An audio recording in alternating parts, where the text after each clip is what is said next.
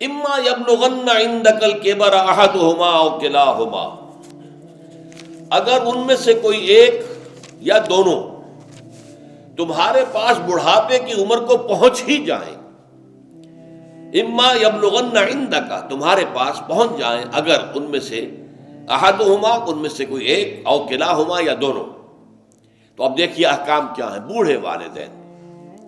فلا تقل لہما if, number ایک انہیں اف تک مت کہو۔ اف کیا ہے؟ بڑی چھوٹی سی شے، کوئی حقارت آمیز شے، ناخن جو تراش دیے جاتے ہیں ان کو بھی اف کہتے ہیں۔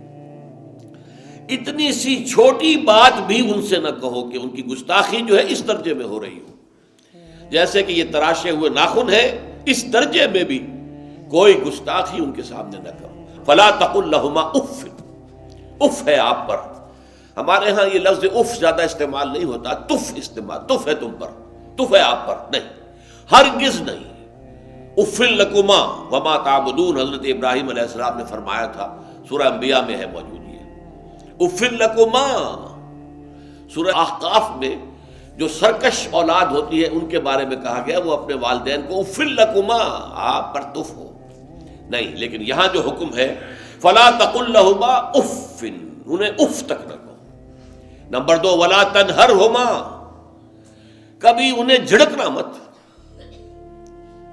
اما السائل فلا تنہر، سورۃ الضحیٰ جو ہے اس کی جو آخری آیت ہے، تو کسی کو جھڑک دینا، کسی سائل کو جھڑکنا نہیں ہے، اگر نہیں کچھ دے سکتے تو آپ شرافت کے ساتھ اس سے معذرت کر لیں، بس اللہ خیر صلی اللہ بھی معاف کیجئے، بس جھڑکو مت۔ ولا تنہرہما، نمبر تین وقل لہما قولا کریما، ان کے ساتھ گفتگو کرو بڑے ادب کے ساتھ، ان کا احترام ملحوظ رکھتے ہوئے بات کرو، لیکن یہ ہے کہ اس کے اندر احترام ملحوظ ہونا چاہیے، ادب ملحوظ رہنا چاہیے، ایسا نہ ہو کہ ان کے دل کو ٹھیس لگے۔ یہی ہے وہ جو بچہ سا تھا ہماری گود میں کھیلتا تھا، اس کی نجاستیں ہم صاف کرتے تھے، اس کو دودھ ہم پلاتے تھے، اس کو چلنا ہم نے انگلی پکڑ پکڑ کر، آج کل تو خیر اور بہت سی چیزیں ایجاد ہو گئی ہیں، واکرز ہیں اور کیا کیا ہے، لیکن پہلے کیا ہوتا تھا، والدین ہی انگلی پکڑ کر چلایا کرتے تھے اور چلانا سکھاتے تھے۔ آج یہ سینہ تان کر بات کر رہا ہے ہم سے، آج یہ اس طریقے سے جو ہے گستاخانہ انداز اس نے ہمارے سامنے اختیار کیا ہے، وہ دل کو ٹھیس لگے گی۔ میں نے اس سے پہلے بھی ایک مرتبہ آپ کو بتایا تھا کہ صرف دو چیزیں ایسی ہیں جن کو محبت اور تعظیم کے انداز میں دیکھنا بھی عبادت ہے، محض دیکھنا اور کچھ نہیں کر رہا۔ ایک خانہ کعبہ، محبت بھرے انداز میں آپ بیٹھے ہوئے، صرف نہ آپ طواف کر رہے ہیں، طواف کریں گے تو اور ثواب ہوگا، آپ بیٹھے ہیں صرف اور دیکھ رہے ہیں، اور اس کے اندر احترام ہے، تعظیم ہے۔ اللہم زد بیتک ھذا تشریفا و تکریما و تعظیما۔ آج کل جو لوگ، اب تو خیر ٹھیک ہے بات وہاں سے آگے نکل گئی ہے، مینا میں پہنچ گئے ہوں گے لوگ، کل تو حج ہو جائے گا انشاءاللہ، لیکن جو حاجی بھی یہ دعا مسنون ہے کہ جب بھی وہ مسجد حرام کے اندر داخل ہوتا ہے اور پہلی مرتبہ نگاہ پڑتی ہے خانہ کعبہ پر، تو فوراً اللہم رب ھذہ البیت زد بیتک ھذا تشریفا و تکریما و تعظیما، اے اللہ اپنے اس گھر کو، اس کی عزت، اس کی تکریم، اس کی تعظیم، اس کے اندر اور اضافہ کرتا چلا جائے۔ تو یہ انسان اگر صرف خانہ کعبہ کو بیٹھ کر دیکھتا رہے تب بھی عبادت ہے، ثواب ہے۔ اور اسی طرح بوڑھے والدین کو محبت بھری نگاہ سے دیکھنا، یہ بھی موجب ثواب ہے کہ دل جو ہے ان کو کہیں کوئی آئینہ قلب جو ہے ان کے احساسات کو ٹھیس نہ پہنچے، اس کا لحاظ رکھنا۔ اما یبلغن عندک الکبر احدہما او کلاہما فلا تقل لہما اف ولا تنہرہما وقل لہما قولا کریما واخفض لہما جناح الذل من الرحمہ، اور ان دونوں کے سامنے اپنے کندھوں کو شفقت کے ساتھ، ادب کے ساتھ جھکا کر رکھو۔ یہ جو ابھی میں نے چند الفاظ کہے تھے کہ سینہ تان کر بات کرنا، یہ ایک انداز ہوتا ہے بات کرنے کا۔ ایک یہ ہے کہ آپ بات کر رہے ہیں والدین سے، والدہ سے، والد سے، لیکن جھکے ہوئے، کندھے جھکائے ہوئے۔ اب یہ بھی دو ہی باتیں ہیں یا والدین کے سامنے کندھے جھکانے ہیں، یا پھر حضور سے کہا گیا ہے اے نبی آپ اہل ایمان کے لیے وخفض جناحک للمؤمنین، یہ مومن جو ایمان لائے ہیں ہمارے نیک بندے ہم پر، چاہے وہ غریب ہیں، فقیر ہیں، چاہے وہ غلام ہیں، مسکین ہیں، آپ اپنے کندھے ان کے سامنے جھکائیے۔ یہ بہت بڑی بات ہے جو کہی گئی ہے محمد الرسول اللہ صلی اللہ علیہ وسلم سے۔ آپ ان کے سامنے وخفض جناحک للمؤمنین، اہل ایمان کے لیے اپنے کندھے جھکائیے، جھکا کر رکھیے، ان کا احترام کیجیے۔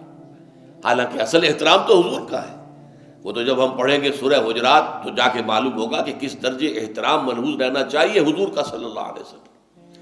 لیکن یہاں نوٹ کیجئے وَخْفِضْ لَهُمَا جَنَاحَ الذُّلِّ مِنَ الرَّحْمَةِ، اور اس سب کے بعد بھی وَقُلْ رَبِّ ارْحَمْهُمَا كَمَا رَبَّيَانِي صَغِيرًا، اور یہ دعا کرتے رہا کرو اے رب ہمارے ان دونوں پر، میرے والدین پر رحمت فرما، رحم کر، جیسے کہ انہوں نے مجھے پالا پوسا جبکہ میں چھوٹا سا تھا۔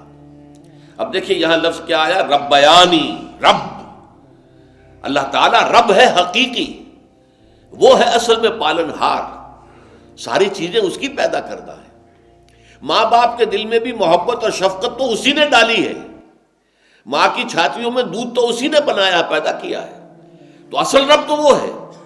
لیکن اس کی ربوبیت کا ظہور جو ہو رہا ہے عالم واقعہ میں، عالم مادی میں، وہ والدین کی ربوبیت ہے۔ والدین پال رہے ہیں، پوس رہے ہیں، اپنی راتوں کی نیندیں حرام کرتے ہیں، بچے کو تکلیف ہے تو والدین نہیں سو سکتے، کوئی اور معاملہ ہے تو اس ظاہر بات ہے کہ ان کا آرام چین بالکل حرام ہو جاتا۔ یہ ہے در حقیقت۔ اب ان کا بدلہ کیا چکا سکتا ہے آدمی؟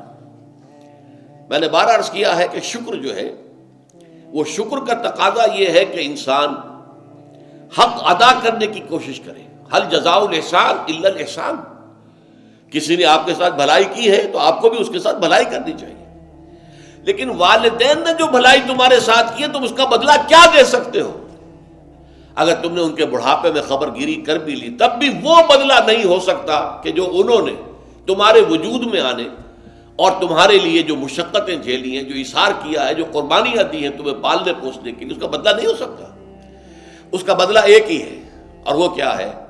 اللہ سے دعا کیا کرو وَقُلْ رَبِّ ارْحَمْهُمَا كَمَا رَبَّيَانِي صَغِيرًا، پروردگار ان دونوں پر رحم فرما، رحمت نازل فرما، ان کی مغفرت فرما، ان کے درجات بلند کر، ان کی غلطیوں سے درگزر فرما، ان کے گناہوں کو بخش دے، ان کی غلطیوں سے چشم پوشی اختیار فرما پروردگار۔